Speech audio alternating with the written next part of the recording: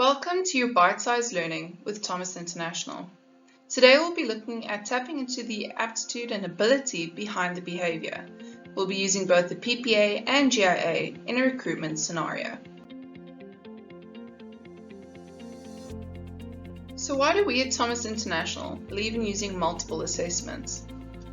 We know that psychological factors have some of the strongest relationships with overall success at work. One of the earliest forms of candidate analysis was handwriting. This has been widely debunked since, as it has been shown to have no correlation to successful hires. A lot of companies still rely on the good old CV, focusing mostly on past experience. This has been shown to have a statistically insignificant relationship with success at work. This means relying on the CV alone is much more likely to lead you astray. Psychological science lets you see the real person behind the CV and allows you to beat the skills gaps by finding the candidates that have the right aptitude, behaviors, and personality to flourish in your organization. Let's start by tapping into behavior with the Thomas PPA. Using DISC theory, the Thomas Personal Profile Analysis, or PPA, provides information on assessment takers' fears, motivators, values, and behaviors. Behavioral assessments help organizations and recruiting managers understand the level of interpersonal skills that a person has and helps predict how they might respond to new and different scenarios. A person will be hired for having the right skills, knowledge, and technical expertise, but they're most often fired, reassigned, or overlooked for promotion because they lack the appropriate interpersonal skills. Behavioral assessments help to ensure that the best fitting candidates are hired and that the right people are promoted. They also enable people to increase their self-awareness and help individuals and groups to better communicate with each other. If we want to dive a little bit deeper, that's when we can tap into aptitude with the General Intelligence Assessment, or GIA. Aptitude has been widely acknowledged as one of the most important predictors for success at work. The Thomas Aptitude Assessment, or GIA, helps you to predict how quickly an individual will take to get to grips with a new role or regime. It really gauges a candidate's suitability to the job and gives insight into how quickly they will grasp a role.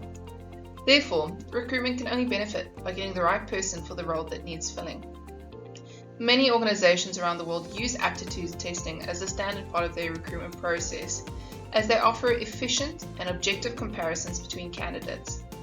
Aside from just being able to see if a candidate is best suited for the role, they can compare the candidates that have scored well against the most important criteria, fairly providing a balance between each applicant. They help you to identify skill strengths and skills gaps. By doing so, you can get an understanding of what's needed to help the candidate succeed and even use the test to try alternative scenario planning to see what can be improved or find a shining star in the recruitment process. Aptitude tests are also standardized, which helps you to feel confident in the data being provided to be both valid and reliable for the business.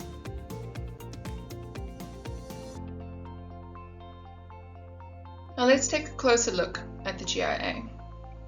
The GIA measures an individual's fluid intelligence, mental processing speed, concentration, response to training, and fast-track potential. The overall score is an indicator of the ability of the individual to respond quickly and positively to training programs and new information.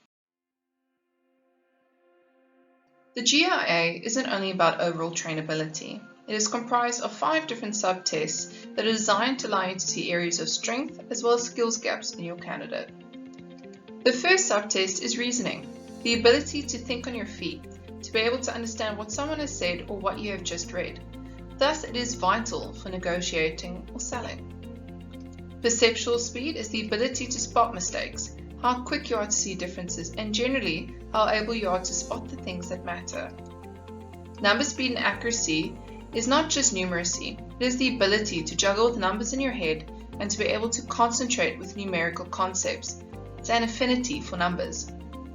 Word meaning measures the ability to clearly understand the written word and measures vocabulary and the ability to quickly recall the meaning of words. Spatial visualization is all about the ability to create and manipulate mental images of objects. Each of the 5 tests has one type of task, and all the questions in a given test are of an equal level of difficulty. The individual score is then determined by the speed and accuracy of their responses. Now it is time for us to work with some real-life examples. The 2 roles that we have chosen are the sales leader and financial manager to give you a good grasp of how the PPA and GIA can be used in different contexts. A sales leader responsibility is more than just leading. Most of the tasks involve the monitoring the progress of sales, creating strategies to attain financial gains, managing the workforce, as well as passion and determination to make sure that the team is driving towards the company goal.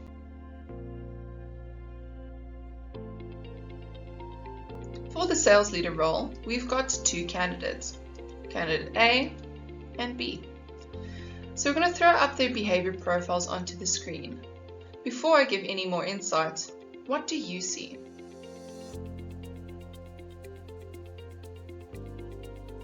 As per usual, when looking at the PPA graph, we can see that they both have dominance and influence as their working strengths, their main focus of their behavioral profile. Overall, both profiles have dominance and influence. They both want to push for results, both like working with and through people, enjoying variety and also working independently, but will respect the rules if need be. Very similar, but there are some slight small differences in priorities. Candidate A may prefer to lead with a motivating approach, then focusing on closing sales, while candidate B will drive for those results and then persuade people to go along with that plan. So overall, very similar behavioral profiles, but with some minor differences in priorities. So after the previous slide, you may have felt tempted to say that the candidates are pretty neck and neck. Maybe a slight preference towards the candidate that has a D leading profile, thinking that might be slightly more sales suited. But when we look at the GIA results, we see a little bit of a difference. Now it's very important to note, the numbers on the screen are not percentages, they are percentiles. This is where we transform the raw scores of their results on the GIA to something a bit more meaningful, comparing them to the working population to see what do these scores mean. Do they perform less than most would? Are they above average, etc. The different percentile groupings are listed below the overall score. If you want more information on that, join me on Aptitude Accreditation Training. So what does your gut feel now? Well, what we can see are there are some clear differences between the 2 candidates, now that we're looking a little bit deeper beyond the behavior. What we can see is there's significant difference in the overall scores. One candidate will easily problem solve with new information, while the other may need time to process that information and could make errors in quick decision making. Also, with that difference in overall scores, one candidate, candidate A, is much more likely to pick up new skills quickly and thrive in a changing environment, where candidate B might be better suited to more routine environments or areas where once you have that initial learning, there's not much ongoing learning required. They can rely on their expertise.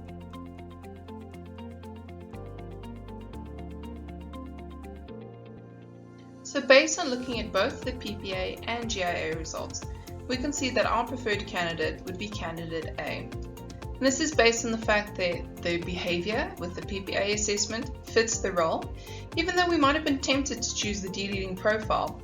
Once we unwrapped a little bit deeper and looked at the aptitude results, we can clearly see one individual is going to thrive much more in the fast-paced environment of a sales leader role, based on both the overall score as well as that all-important reasoning skill that's really important when it comes to sales and negotiating.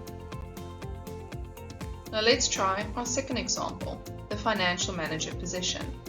The job requirements here are a little bit different, more about providing accurate financial reports and information, developing cash flow statements, making financial forecasts, budgeting, and giving that strategic financial advice back to the organization. If we look at this role, we start again with the PPA results. Again, we've got 2 candidates, candidate A, candidate B. So there are 2 different PPA profiles in front of us, but what else do you see?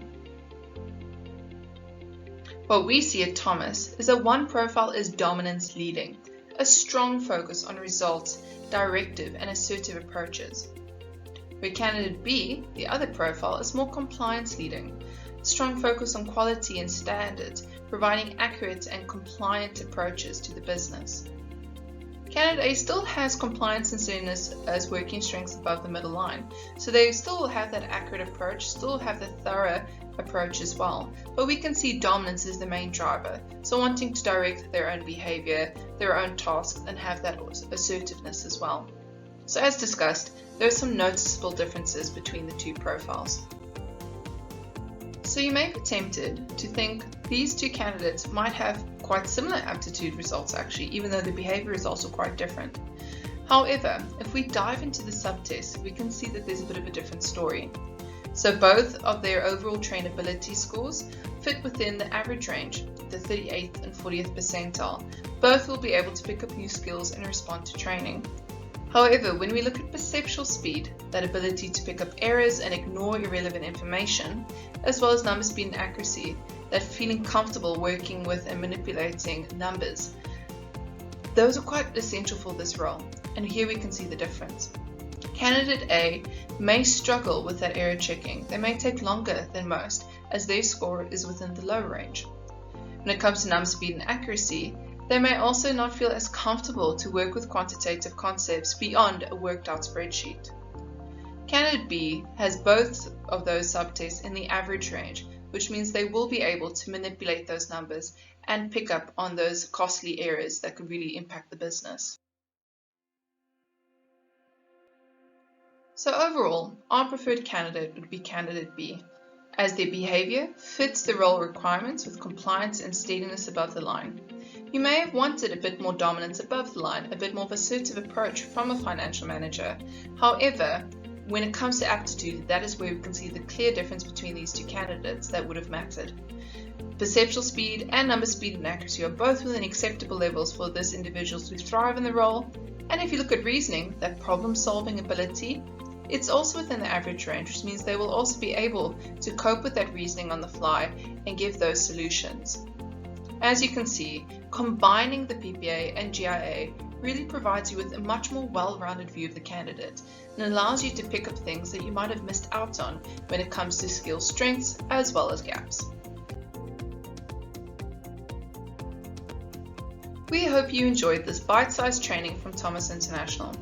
If you would like to learn more about using the PPA and GIA together in your recruitment processes, please speak to your customer success manager who will be able to help.